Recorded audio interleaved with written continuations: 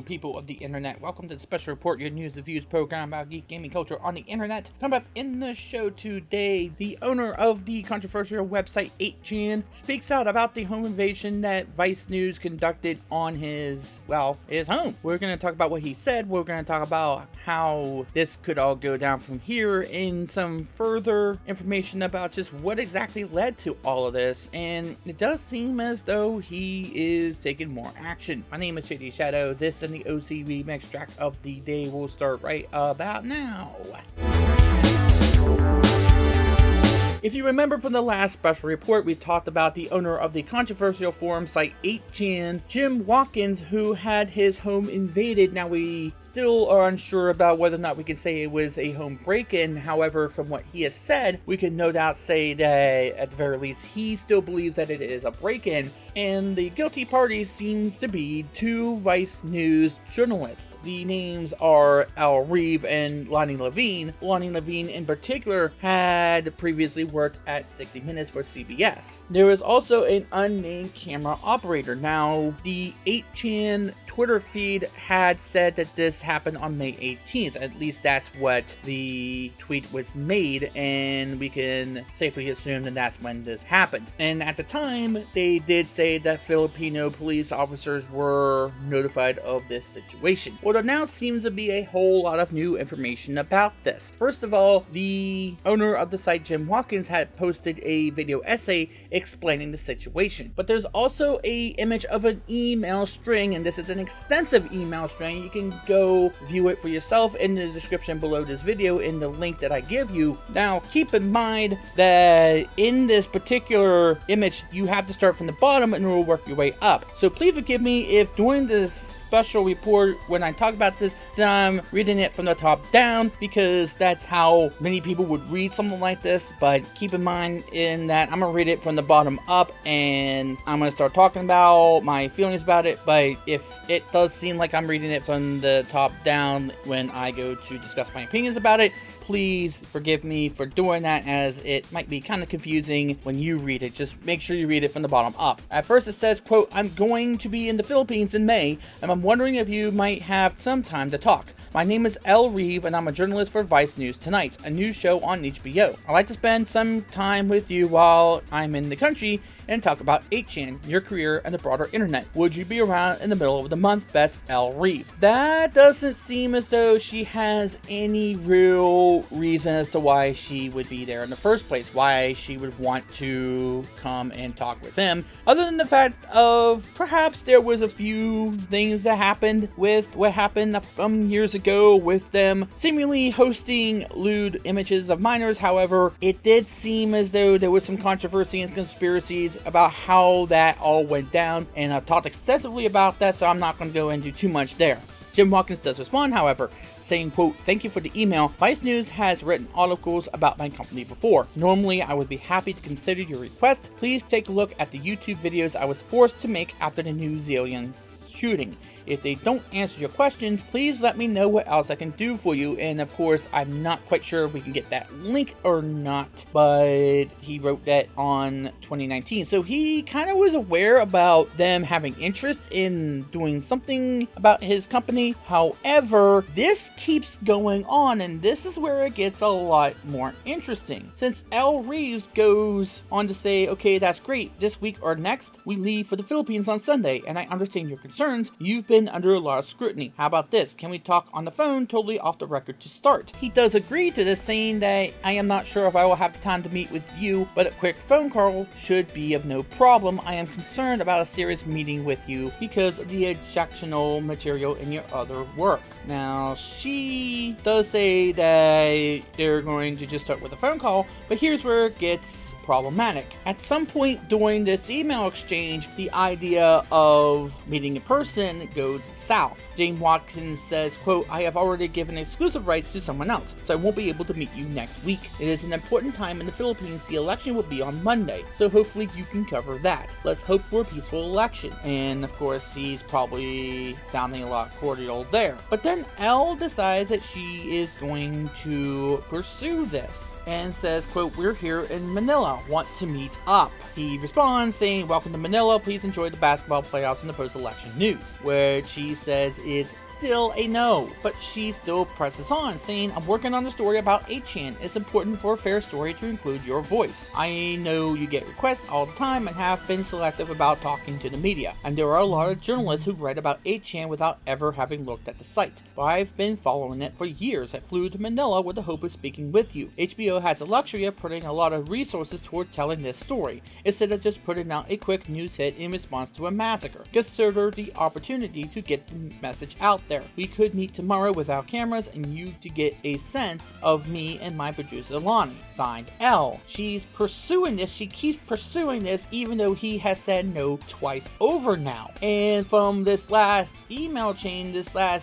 the chain, it does seem as though now the truth of what she wants to talk about comes rather clear, and why she's going to want to speak with him in the first place. It is because the shooter in the New Zealand massacre did say a whole lot of memes to get a whole lot of attention. The most notable is of course PewDiePie's "Subscribe to PewDiePie," but of course 8chan got mixed in with this, and of course because 8chan is a widely controversial message board, people would probably automatically assume they were somewhat at fault for the influence of the New Zealand shooter. However, in his video essay, he does state that he did not give permission for a visual interview, more of a phone interview with them. And he has said that he had his kids there, he had his family there, and they are quote unquote lucky to be alive because, as I said on the previous special report, how could he have known that they were just some random people trying to rob him or trying to kill him? And he had his baseball bat in the house in the event of home protection. But he also goes and states that there are reputable news sources like ABC, CBS, NBC, even Fox, which really is weird because I would not think that Fox News would be credible to begin with if you ever heard of the things they've done for years. But he does not list Vice News as one of those reputable companies. That was one of those reputable news sources. And he has also stated that he would want to be on the Joe Rogan Experience. Joe Rogan, please get on that. That would be a very interesting conversation I would love to hear about. Now, keep in mind that, again, Vice News has not commented on this story just yet. They have not said anything about this quite yet.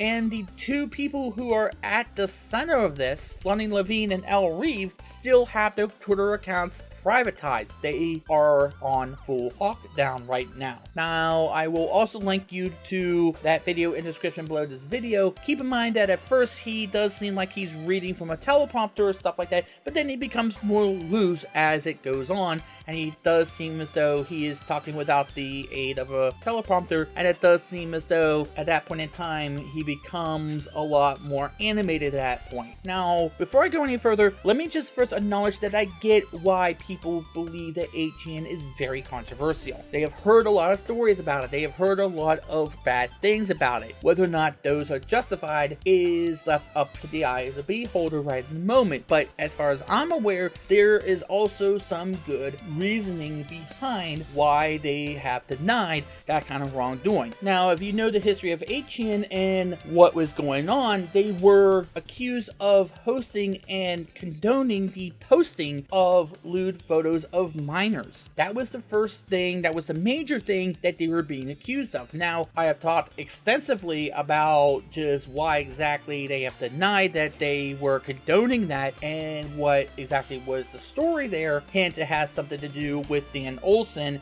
and a few what some would say would be conspiracy theories. However, there might be some truth to those, and it seems as though we're still debating about that to this day. What exactly happened there? Who was exactly responsible? And did 8chan try to do anything to stop it or to be able to do anything about it once they saw it happen? there's a big conspiracy theory about what happened and how it happened and why it happened. Why Dan Olsen decided to do that Medium article. Why everything went down the way it did. Remember, 8chan was seen as the safe haven for a lot of talk about certain issues that were not allowed to be talked about on more mainstream forums. And yes, 8chan was an offshoot of 4chan or maybe even 2chan, and I don't think I have to go into great detail about why 4chan shouldn't be taken seriously at all. However, it does seem like Jim Watkins, the person who owns 8chan, and I didn't know that this guy was the owner. I thought it was somebody else who owned 8chan, and maybe it changed hands at some point. Maybe it became a better place. I'm not saying 8chan was a dumpster fire. I'm not saying 8chan was not. The thing about it is that I thought that somebody else owned 8chan. It was the guy who was on David Pakman's show some time ago. I think it was 2014 that he was on David Pakman's show to talk about certain issues about 8chan at some point. But this guy seems to really have his head on straight and seems to know what he's talking about. Now, whether or not he's saying the truth, I would hope he is, and from what I can see, he might be. Remember, we're in a case of where we have to believe victims. We have to be able to believe victims, at least to a point where we do a complete and thorough and fair investigation. Not to say that the person that they're accusing is guilty right then and there. That's a problem, and that's an overreach that a lot of people have been doing lately. But to do an investigation, believe them enough to where, okay, we have to make sure we have all the facts straight before we go to prosecute, before we convict. But Reeve, at the very least, had an extensive conversation with him, and it does seem as though he said no countless times within that email exchange. What part of no did he not get through to her? If we take that into account, and it does seem as though it's so damning there, and he had such a long receipt that it does seem as though he's at the very least telling the truth here. And remember, Reeve is the publicist for Lani and Levine, who is probably the one that's going to be on camera doing this particular interview. And Jim Watkins said that they were in his house at the front door, at the bedroom door, with cameras going, that they were already trying to film this, and he said you do not have permission to use that in any sort of regard. And he did name a few other people. I'm not going to try to pronounce those names because I do get flack for saying the names wrong all the time, so I'm not going to even try to do that. But at the very least, he agreed to a phone interview, and yet here they were at his front door at the very least, based upon the couple of photos that we have seen them publish, saying yes, they were at least at the front door. Her, Lani Levine, and a third person, an unnamed photographer or camera operator. At that point in time, it is established. He is establishing that he said no. So why are they continuing to pursue this? Why would they continue to say, hey, I want to do an interview with you? And they did, in one point, agree to a phone interview. And then they come in anyway. They come to his front door at the very least with those cameras going. What is wrong here? Even if they didn't break in, they allegedly broke in, and again, we are still waiting that investigation to go forth. But at that point in time, they broke a very, very clear direction. No, you do not have the right to come into my house to do an interview, have my face on the camera, when I said no, I don't want to do an interview with you. And I agreed to a phone conversation, and she agreed to it as well. So she acknowledged that they were going to do that. So what is wrong here? Why did she say no? Now, of course, we have some idea now as to why Vice News wanted to go into this guy's house in the first place. They believe that he had something to do with influencing the shooter of the New Zealand massacre. They do give a quick indication of the massacre, but at the time, before they go throughout the entirety of the email chain, we don't know what massacre they are referring to. And though that was the most recent and most well-known massacre in recent time, we did not know what exactly they were there for until just now. And that is kind of weird, actually. I don't know why they decided that they weren't going to say what was going on. They're going to have Jim Watkins say that forum and they're setting their Twitter account to private. Now, why did they just not come out and say that hey, we were going to ask him about the situation involving why this shooter in New Zealand decided to name them? He named a whole bunch of different people. Remember him saying that Frey is subscribed to PewDiePie before he went out of his car, and I guess that's where the video ended. I chose not to watch that video. I'm not going to show that either. However, that brought a lot of flack to PewDiePie, and you know how people are going to react anymore when they hear anything bad about him, especially with Reset Era. And again, I'm going to reserve what I think about Reset Era. I'm not going to say it because, quite frankly, I want this video to actually be seen by anybody, but you get what I'm saying here. All they have to say is, hey, we believe HN might have to answer for what this shooter said before he went out and shot up a mosque. And you know what? A lot of people would believe him. Not that they should, but they would believe him anyway, because we are looking for somebody to blame. We are looking for a reason as to why people keep doing these things. And a lot of people keep going to the simplest thing to understand what's going on. But why just say that? Why just bring it up? You might have people on your side if you just say something. Instead, what you do, you set your thing to private. And you just say, you know what? We're just not going to answer anybody. Jim Watkins has to show us an email string in order to have any of us understand why you're even there. Because otherwise, you have no reason to be there. The only reason you would think to be there is to answer for a 5-year-old controversy that has since died out. Maybe not, because THQ Nordic got right through the coals about having an AMA there for whatever reason they had. And I did not agree with them saying that they apologized. They shouldn't have to apologize for anything, because that was 5 years old and is still brought up for some reason as if it just happened yesterday. I don't understand how people are still holding anything against that. Now, I'm not saying, again, that 8chan isn't controversial. There certainly are. There are some things there that people would kind of cringe about, but that's not the fault of the owners. That's the fault of the people who post there.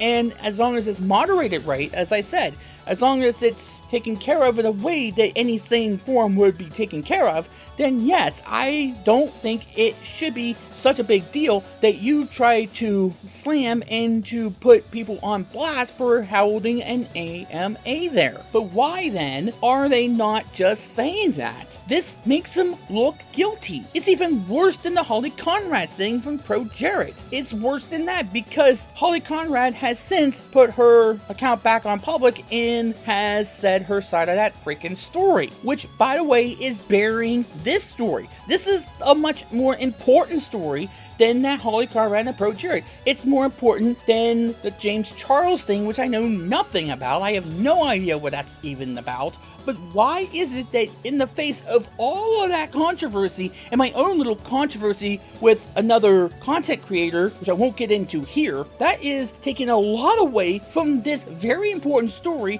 about somebody, two journalists, break into a guy's house, allegedly, and trying to get an answer out of him about something in which we don't know anything about unless he tells us himself. Because the two people who did this are not saying a damn thing. Please explain that to me, how that makes sense that this whole story gets buried underneath of something just because, hey, it's YouTube drama. And yes, maybe I'm guilty of it too. I got into YouTube drama myself. And I should be covering this a whole hell of a lot more because I saw that last night. I saw this last night, the night before I record this right now. So what is giving here? Why are we not paying attention to this a little bit more? Because quite frankly, if he really wanted to at this point, he could take him to court. They could be sued and they could go the way of Gawker, which rightfully so got taken down in a heap. This is Gawker levels of problems here, and to not pay attention to this is a big mistake. And this is why I'm doing a follow-up to this, is because we need to pay more attention to this, because if it turns out that they did something illegal and quite frankly he did not know who these people were or why they were there,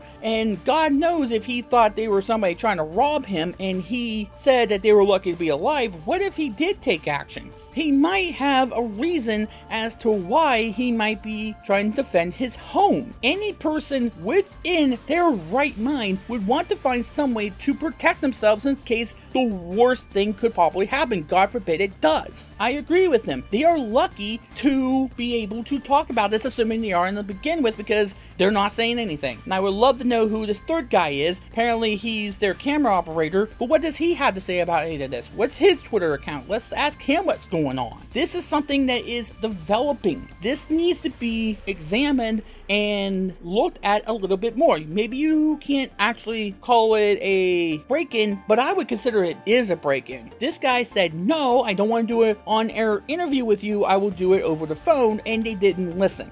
And when they got called out on it, when they did what they did, they set their Twitter accounts to private and went completely silent about what is going on. And please, if there's any place that they have said what was actually going on or why they were there in the first place, and it's somewhere else other than Twitter, then by all means, please by all means correct me and direct me to it, because I've yet to see it. I've yet to see them even utter a word about this. This is something that needs to be paid attention to. And I would implore that every single YouTube person out there, whether it be Philip DeFranco or Monday Matt or Sargon of Akkad, or even some people who are more well known like David Pockman or maybe Dave Rubin, anybody like that, they need to pay attention to this, because this has to do with a journalistic outlet that is well known and has done something that could be seeing them go to court over. And if he decides, hey, I want to press charges, he might actually win. He might actually win that argument. And this may not just be a civil case. They may just be going to jail. This might be a criminal situation. I don't know how the Filipino courts and laws work, but as far as I'm aware in the States, that's something you could go to jail over. So they might be even luckier than he's making it out to be himself. Because not only are they, as he said, having their heads still on their bodies, but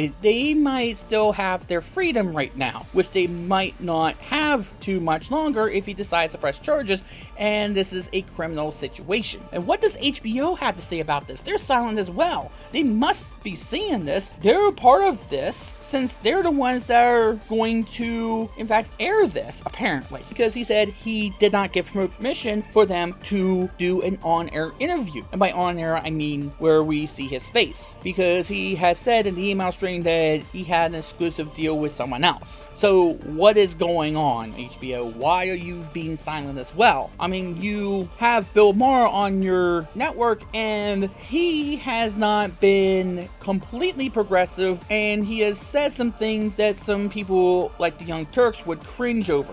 And I would say, yes, thank you to Bill Maher for making the Young Turks cringe, because, yeah. But anyway, why are they being silent about this? This might be something that HBO could probably be sued over. I'm not sure if that's the case either, but I think it's more Vice being in trouble than HBO being in trouble. But seeing how far-reaching this could go, maybe HBO could be in a bit of trouble as well, though they may be just the conduit to Vice News right now. But I would really love to see where this goes from here. I would really love for more people to pay more attention to this story, because this is getting so buried in the face of other things that don't deserve as much attention as this does. Yes, the Pro Jared thing is sort of a big deal. That's a YouTuber whose career is going down in flames. But at the same time, this is a much bigger deal because it has to do with a journalistic outlet, or what they call a journalistic outlet. Because after this, I don't think you can call them journalists, assuming you can in the first place. But what you can do is to give me a like or subscribe for more Geek Gimme Culture, because that will do it for this edition of the special report. If you liked what you see, please go ahead and hit a like on that. And if you think that perhaps you have something to say about this, the comment section is down below. I am going to leave you with the OC remix track of the day. And since I went ahead and did the first track that he used in his content patches, the one and only, the late and great Total Biscuit, I'm going to go ahead and keep going with it. This is the second track that is on the mix of the content patch music that he used in the background. It is from Streets of Rage 2, called Above Reason by Tefnik and Zircon. So please enjoy it. The next time we do a special report, we will do the third track that he used in the mix. Until next time, my name is JD Shadow, and that just happened.